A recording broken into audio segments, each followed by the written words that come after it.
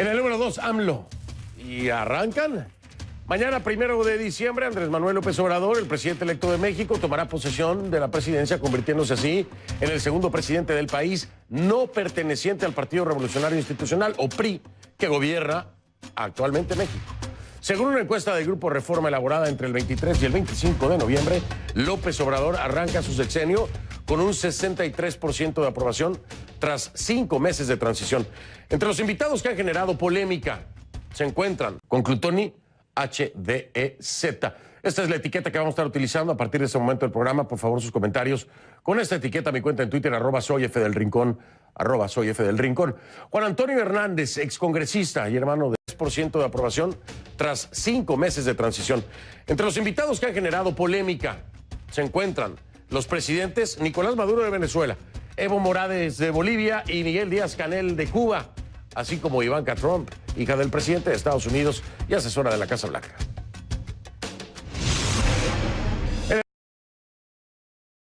Soy Angie Lizardo en Santo Domingo. Somos CNN.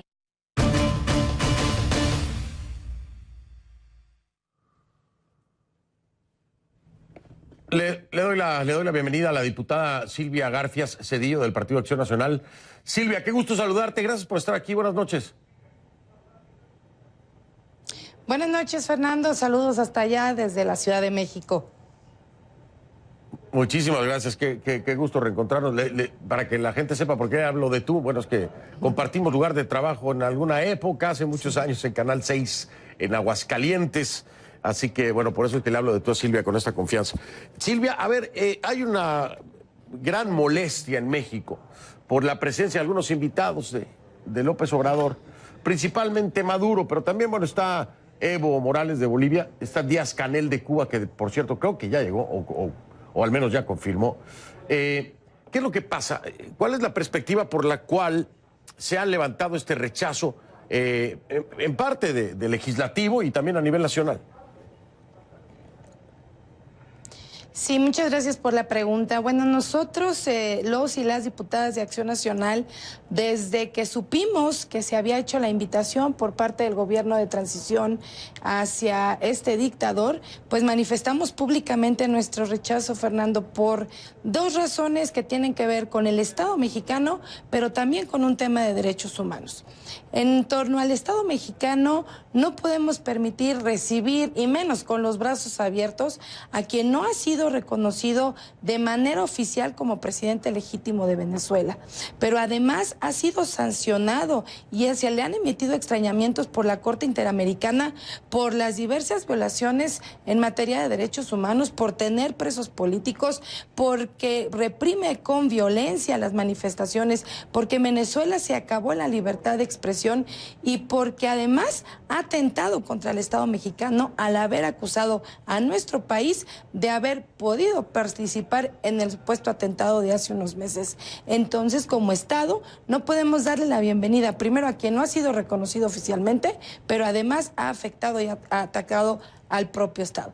Y en el tema de derechos humanos, porque no podemos coincidir ni darle la bienvenida a quien ha afectado de manera tan grotesca, tan violenta a los y las venezolanas, a quienes se tiene en estado de hambruna. 5 millones de venezolanos que han tenido que abandonar su país, no porque quisieran, sino obligados por las condiciones en las que se encuentran. Este éxodo que está afectando no nada más en Venezuela, también en México, en Colombia, en Guatemala, en todos los países de América Latina y por supuesto que en Estados Unidos, porque tienen que salir a buscar alimento, medicinas, un lugar donde vivir, trabajo, y en un tema de derechos humanos no podemos coincidir con quien ha estado violentando. Por eso hemos manifestado nuestro rechazo absoluto a que venga este dictador a la toma de protesta que se dará el día de mañana.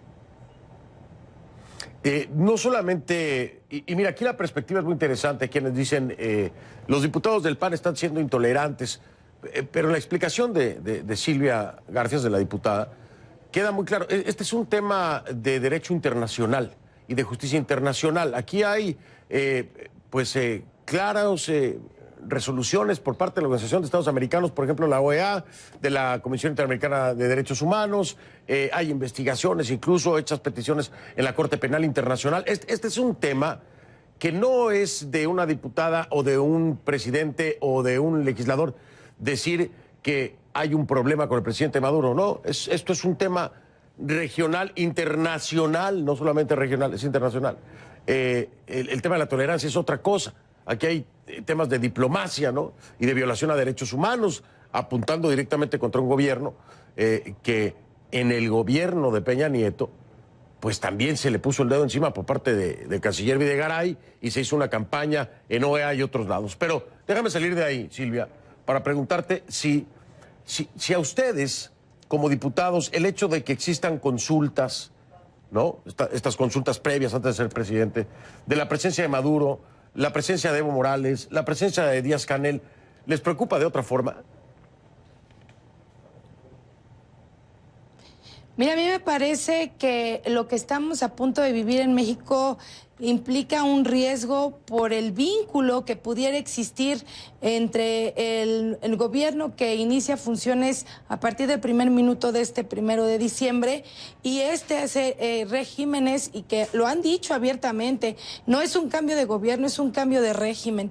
¿Qué nos preocupa? Que se acabe la libertad de expresión en este país, el control en medios, el control electoral, el control empresarial, el control de los partidos políticos, el control en general. Y lo primero han sido las cámaras. Esta forma intolerante, el decir que solamente una persona tiene la verdad. Nadie tiene la verdad absoluta, Fernando. Y creer que porque llegaron con una mayoría tienen la verdad absoluta, y nos parezca o no a quienes representamos más de 60 millones de mexicanos y mexicanas, o que no votaron o votaron por otra opción, me parece un acto de intolerancia absoluta que es característico de las dictaduras. Ese es el fondo, el riesgo y la preocupación que tenemos, que México se pudiera convertir en una nueva dictadura, en la última dictadura de América Latina. Ese es el riesgo, y por eso nuestro rechazo. Es como si en tu casa a tu vecina lo vieras que está golpeando, que está mal alimentando, que asesina, y tú le pretendes dar la bienvenida y con bombo y platillo. Me parece que eso no lo haría alguien que se precie de humanista y que atienda precisamente este tema. Bueno, además nunca pudo fijar una postura clara con respecto al tema de Venezuela. Se le preguntó, yo vi entrevistas en las que le preguntaban de frente si pensaba que era una dictadura o no, y decía, yo no me voy a meter en los asuntos de otros países. Fue la respuesta generalizada de Andrés Manuel López Obrador. Hay una encuesta, me imagino que ya la viste, Silvia, la de Reforma, muy interesante y muy contradictoria, ¿no? Dice, el 55% de la población considera que la presidencia de López Obrador fortalece la democracia. Y después dice, aunque casi la misma proporción cree que el nuevo mandatario intentará reelegirse. ¿Cómo me explicas esto? Es decir, ¿somos bipolares los mexicanos o cómo es posible que pienses que fortalece la democracia pero tienes miedo de que se reelija? No entiendo esto, es completamente contradictorio. Mira, tuve la oportunidad de asistir hace pocos meses a Venezuela, invitada por la Red Humanista por Latinoamérica, precisamente para atender este tema. ¿Y sabes qué me dijeron, Fernando? Abusados y abusadas. Porque nosotros en Venezuela nunca creímos que nos fuera a pasar lo mismo. Y el populismo mata la democracia. Hoy mucha gente no se da cuenta, pero es nuestra obligación, por coherencia, congruencia, advertirlo. El día de mañana pudiéramos estarnos arrepintiendo los y las mexicanas de no haber atendido este tema a tiempo. El populismo mata la democracia. Pues, ¿qué te puedo decir, Silvia? Mejor no digo nada. Oye, que tengas un excelente fin de semana, Silvia. Te agradezco mucho. Y me ha dado mucho gusto saludarte, de verdad. Muchas gracias. Muchas gracias, Fer. Muchas gracias. Saludos hasta allá. Y bueno, pues mañana manifestaremos sin duda alguna nuestro rechazo a la presencia del dictador.